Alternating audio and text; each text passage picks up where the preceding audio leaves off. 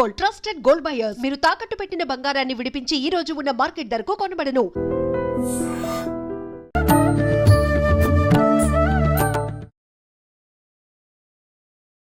నమస్కారం, welcome to I dream media.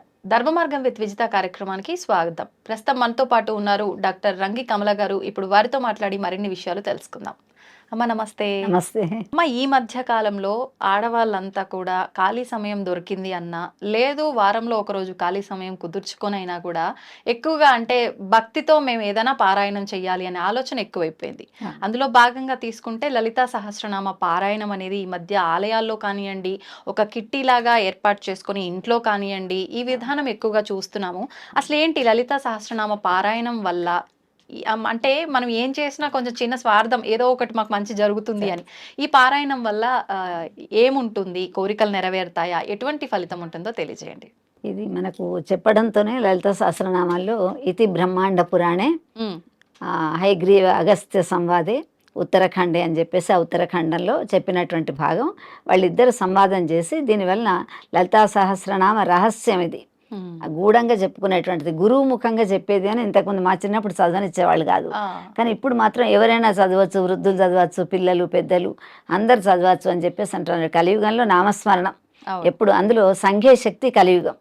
ఒక్కళ్ళు వెళ్ళి మనం ఎవరింటికైనా వెళ్ళి తలుపు కొడితే వాళ్ళు తలుపు తీయరు. అందరు వెళ్ళి దెబ్బ కొట్టారనుకోండి, వాళ్ళు తొందరలు వేస్తారు ఎవరు వచ్చారు. భగవంతుడు కూడా అంతే, అమ్మవారి దగ్గరికి పోయి అందరు ఒక్కసారి చేస్తే అయ్యో వీళ్ళందరూ నా కోసం ఎందుకో పూజలు చేస్తున్నారు, నా కోసం నామ పారాయణం చేస్తున్నారు సంతోషపడుతుంది. అందుకని కొంతమంది ఆచార్యులు చెప్తున్నారు సంఖ్యాశక్తి కలియుగం కాబట్టి అందరూ కలిసి చేయండి, అందరూ కలిసి చేస్తే పుణ్యం ఇంకెక్కువ వస్తుంది అని చెప్పేసి చెప్తున్నాడు. అందుకని చెప్పేసి లలిత సహస్రనామాలు చేస్తున్నారు. అమ్మవారికి శ్రీమాత్రే నమః అని చెప్పేసి మొదలు పెట్టుకొని అమ్మవారిది సింధూర అరుణతో మొదలు పెడతారు. తర్వాత ఆ అమ్మవారి నామాలన్నీ చెప్తుంటే కంఠాద్యసి కటి పర్యంతం. అమ్మవారి శక్తి రూపిణి. శక్తి ఎక్కడ ఉంటుందంటే స్త్రీ, మిగతా వాళ్ళు సాష్టాంగ నమస్కారం మగవాళ్ళు పెడతారు, కానీ ఆడవాళ్ళు పెట్టడానికి వీలు లేదు, అవసరం లేదు వాళ్ళకు. ఎందుకంటే స్తన్యపానం ఇస్తుంది, పిల్లలను కనేటువంటి శక్తి తల్లికే ఉన్నది. అందుకని ఆమెకి ఇక్కడి నుండి కంఠాద్ది కటి పర్యంతం నడు వరకు అమ్మవారికి శక్తి ఉంటుంది అనమాట. మనకు ఆ శక్తి ప్రాంతం కాబట్టి అమ్మవారు ఉంటుంది కనుక ఆ శక్తి అందులో ఉంటుంది. అమ్మవారిని గురించి పూజ చేస్తుంటారు. తర్వాత అదేవిధంగా దేవాలయాల్లో అక్కడ అయితేనేమో మనకు లలిత సహస్రనామాలు చెప్తున్నారు. గుడాన్న ప్రీత మానస, పాయసాన్న ప్రియ, దద్యాన్యాసక్త, ముద్గౌదనాసక్త, చిత్రాన్న ప్రియ అని చెప్పేసి మనం అదే సద్దులు అని చెప్పేసి అంటాం. సద్దులేమో పామర్లు పెడుతుంటారు. శిష్టులైనటువంటి వాళ్ళు అమ్మవారికి ఏది ఇష్టమని నీకు చెప్పిందా అంటారు. అంటే ఆమె చెప్తున్నది లలిత సహస్రనామాల్లోనే చెప్తున్నది. తర్వాత స్వాధీన పతికి ఆమె అమ్మవారు స్వామిని దగ్గర కూర్చోబెట్టుకొని ఉన్నటువంటిది. ఆమె కనుసన్నల్లోనే ఈ ప్రపంచం అంతా కూడా నడుస్తున్నా అనమాట. ఎవరికైనా మోక్షం ఇవ్వాలన్నా, ఎవరికైనా ఏదైనా కోరిక తీర్చాలన్నా స్వామి ఒకసారి అమ్మవారి దిక్కు చూస్తే ఆమె కళ్ళతోనే చెప్తాం. మనకు సౌందర్య లహరి, శివానంద లహరి ఇవి చూస్తుంటే తెలుస్తుంటుంది. తర్వాత ఈ కనకధార స్తోత్రం ఇవి కూడా చదువుతుంటాం మనం. వాటిలో కూడా చిత్తాకర్షణ, ఆ తర్వాత అహంకార ఆకర్షణ, మనలో ఉన్నటువంటి ఆకర్షణ అంతా కూడా అమ్మవారు తీసుకుంటూ ఉంటుంది. అలాంటి ఆకర్షణ ఉన్నటువంటిది. తర్వాత ఇంకొకళ్ళ నుండి మనం ఆకర్షింపబడడం అనేటువంటిది చేసేది ఈ శక్తి అంతా కూడా లలిత అమ్మవారికి ఉన్నది. లలిత అంటే ఎవరు? మహాకాళి, మహాలక్ష్మి, మహాసరస్వతి ముగ్గురు యొక్క రూపమే పరమేశ్వరి యొక్క రూపం అన్నమాట. అందుకని ఈ నవరాత్రులలో అమ్మవారి యుద్ధం చేస్తున్నా కూడా మొత్తం వాళ్ళకు ఉన్నటువంటి ఆయుధాలన్నీ కూడా లలితకి ఇచ్చివేస్తారు. ఇచ్చివేసి ఆమెతో యుద్ధం చేయమని చెప్తారు. ఎందుకంటే దాంతో నేను ఓడిపోతానా అని రాక్షసులు అంతే కదా, ఏం కావాలంటే మాకు మేము చావకుండా ఉండాలంటారు. ఆ చావు కూడా మనం హిరణ్యాక్షుడు, హిరణ్యకశిపుడు వాళ్ళని చూస్తున్నాం, అడుగుతుంటారు. అట్లానే ఆడవాళ్ళతో చేస్తానన్నా కోతులతో చేస్తానా అనుకుంటాడు రావణాసురుడు. కోతులతోనే యుద్ధం జరుగుతుంటుంది. అందుకని చెప్పేసి అమ్మవారు ఈ విధంగా చేస్తుంటుంది. తర్వాత అంతర్ముఖ రాధ్య, ఆమెను ఆరాధించాలి అంటే మనం అంతర్ముఖంగా వెళ్ళాలి. బహిర్ముఖ సుదుర్లభ, మనకి ఎక్కడ బయట వెతుకుతాం అమ్మవారి కోసం, ఎక్కడ దొరకదు. ఎప్పుడైతే మనం కళ్ళు మూసుకొని అంతర్ముఖంగా ఆరాధ్యం చేస్తామో అప్పుడు అమ్మవారు మనకు తన యొక్క దర్శనాన్ని ఇస్తుంటుంది అని చెప్పేసి కూడా అందులో ఉన్నది. ఏ విషయం మనం ఏది చేయాలన్నా కూడా అందులో అమ్మవారికి గుడాన్న ప్రియ. ఒకరోజు బెల్లపన్నం పెట్టమంటున్నది, ఒకరోజు చిత్రాన్నం పెట్టమంటున్నది, తర్వాత ఆవు పాలతో చేసిన పాయసాన్నం, ఏది లేకుంటే పెరుగన్నం పెట్టమని చెప్పేసి అంటున్నది. దద్యాన్యాసక్త, దధి అంటే పెరుగన్నం అన్నమాట. అట్లా చిత్రాన్నం రకరకాలైనటువంటి కూరగాయలు వేసి మనం పులుగమని చేస్తుంటాం, అట్లాంటిది. అందుకని కిచిడి, పులగం ఇట్లాంటివన్నీ కూడా అమ్మవారికి ఇష్టం అని చెప్పేసి చెప్తున్నది.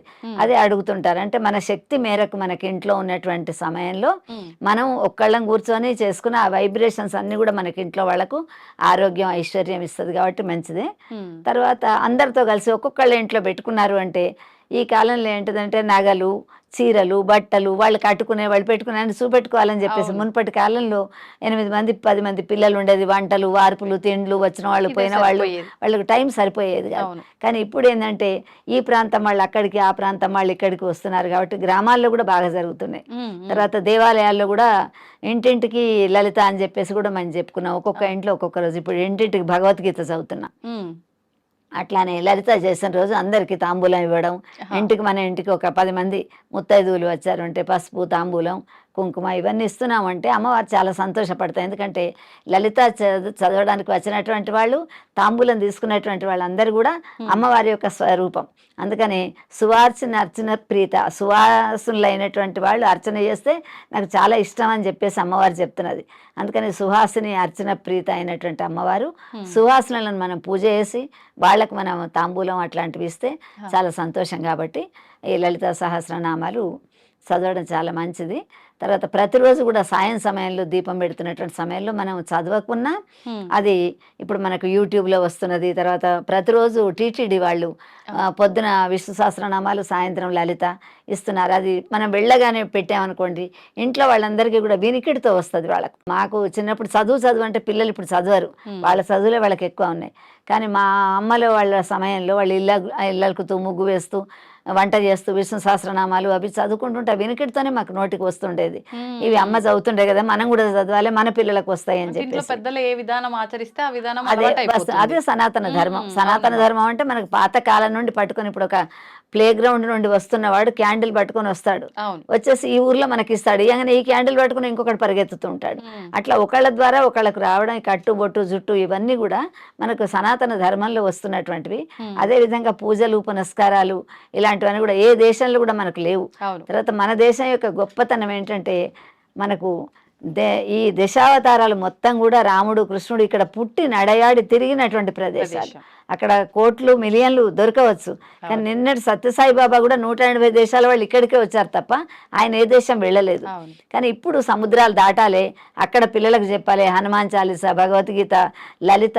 వేరే విదేశాలలో కూడా నేను చూశాను, వాళ్ళు కూడా పార్టీ అని చెప్పేసి గట్టి పార్టీ అని పెట్టుకొని ఆ పార్టీ కంటే ముందు వాళ్ళందరూ కూర్చొని లలిత ఒకసారి చదివి తాంబూలం ఇచ్చుకొని వాళ్ళ బర్త్డేనో, మ్యారేజ్ డేనో రిటర్న్ గిఫ్ట్స్, రకరకాల రిటర్న్ గిఫ్ట్స్ కూడా దొరుకుతున్నాయి, అవి ఇచ్చేసి నలుగురు కలుసుకొని ఎలాగూ పార్టీ చేసుకుంటున్నాం, కేవలం వండుకొని తినడమే కాకుండా అమ్మవారిని కూడా స్మరించుకుంటే మనకు సౌభాగ్యం, సంతానం బాగుంటది అని చెప్పేసి చేసుకుంటున్నారు.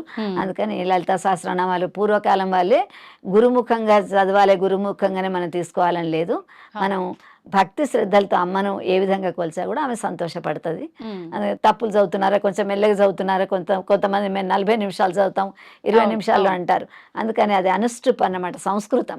ఒక్క తప్పు పోయిందంటే ఇప్పుడు మనకు ధర్మం అనే చోట ఆ అన్న శబ్దం పడాలంటే అధర్మం అని దానికి వ్యతిరేకం అయిపోతుంది. అందుకని తొందరపాటు లేకుండా మెల్లగా దాన్ని చదివేటువంటి విధానం కూడా ఇప్పుడు ఎన్నో గోపురం వాళ్ళు వీళ్ళు కూడా చెప్తున్నారు మనకి. ఇందులో ఆ స్టైల్లో ఒక 2-3 సార్లు మనం వాళ్ళతో చదివామంటే మనకు వచ్చేస్తుంటది. ఫ్రీగా చెప్పేటువంటి ఛానల్స్ కూడా ఉన్నాయి చాలా. అందుకని వాటితో మనం కూర్చొని కొంతసేపు చదువుతుంటే శ్రద్ధ, భక్తి ఈ 2 ఉండాలి.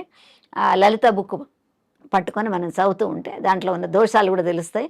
కొన్ని పుస్తకాలు కూడా ప్రింటెడ్ దోషాలు ఉంటున్నాయి, వాటిని కూడా మనం పెన్సిల్తో అక్కడ రాసి పెట్టుకుంటే దోషం లేకుండా చదవాలి. చదివితే దాని యొక్క తప్పకుండా అమ్మవారి యొక్క కృప, కరుణ కటాక్షాలు మనకి ఎప్పుడు కూడా ఉంటాయి. చక్కగా వివరించారమ్మా, ధన్యవాదాలు. తవ్వండి, తవ్వుతూనే శివలింగం సరే దాన్ని అట్లా కప్పేసేయండి, చూపించదండి. కృష్ణ ఇస్ దేర్, మూర్తి పూజ కాదు, సాక్షాత్ బ్రజేంద్ర నందన భగవాన్ ఉన్నారు మూర్తిలో. ఏమీ ఆశించకుండా ఆరాధించే వాళ్ళు కూడా ఉన్నారా ప్రభుజీ? నిజమైన భక్తి అంటే మనకు తెలియదు కాబట్టి